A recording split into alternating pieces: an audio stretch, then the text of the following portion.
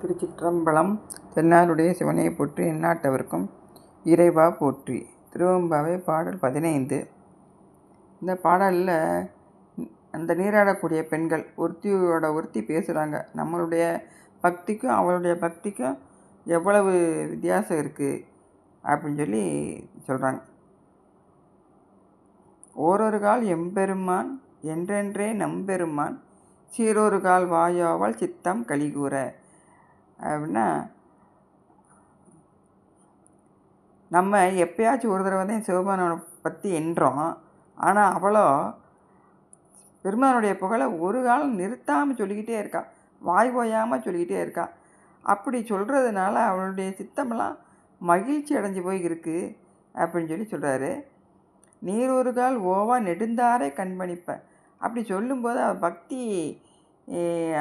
பக்தியின் காரணமாக அவளுடைய கண்ணில் இருந்து கண்ணீர் பெருகி ஓடுதான், அது நிற்காமல் ஓடுது. இப்படி யாராச்சும் இருக்காங்களா? அவள் தேவலோகத்தில் இருக்கிறவங்கள கூட யாரையும் பணியாதவளாக இருக்கா. அதை பாரொரு கால் வந்தனையால் விண்ணோரை தான் பணியாள் அப்படிங்கிறார்.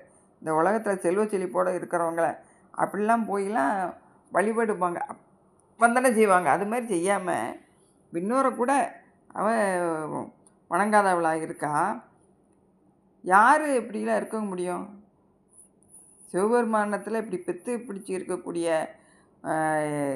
தன்மை வேறு யாரால் அந்த நிலையை கொடுக்க முடியும்? சிவபெருமானை தவிர.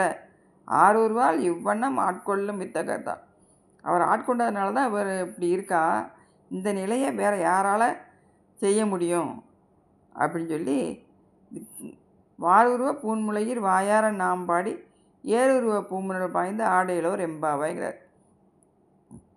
கச்சையையும் அணிகலனையும் அணிந்திருக்க கூடிய பெண்களை, அத்தகைய வித்தவருடைய திருவடியை நாம் போய் வாயார பாடி இந்த புனலில் நீராடுவோம் அப்படின்னு சொல்லி இந்த பாடலில் சொல்கிறார்.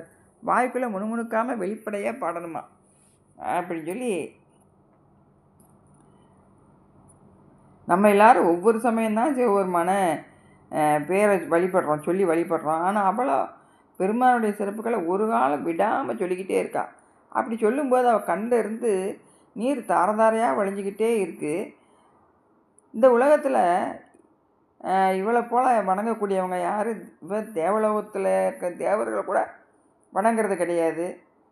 சிவபெருமானை மட்டும்தான் அவள் பித்து பிடிச்ச மாதிரி வழிபட்டுக்கிட்டு இருக்கா. இந்த செயலை செஞ்சது சிவபெருமானால் மட்டும்தான் முடியும். அப்படி இறைவன் ஞானப்பிழம்பாக இருக்கார். அவர் தான் இப்படி அந்த பெண்ணை இந்த நிலைக்கு கொண்டு வந்திருக்காரு அப்படின்னு சொல்லி, இந்த கச்சை அணிந்திருக்க பெண்களே வாங்க நம்ம போய் வழிபட்ட இறைவனை அந்த பொய்கையில் நீராடி வணங்குவோம் அப்படின்னு சொல்லி சொல்கிறார். பாடல். திருச்சிற்றம்பலம்.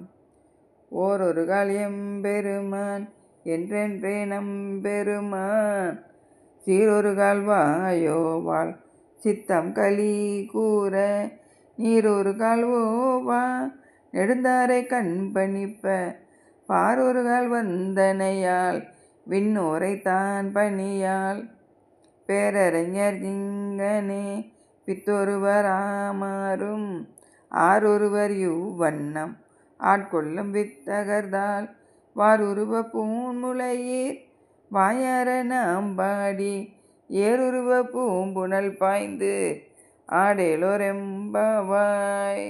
திருச்சிற்றம்பலம்.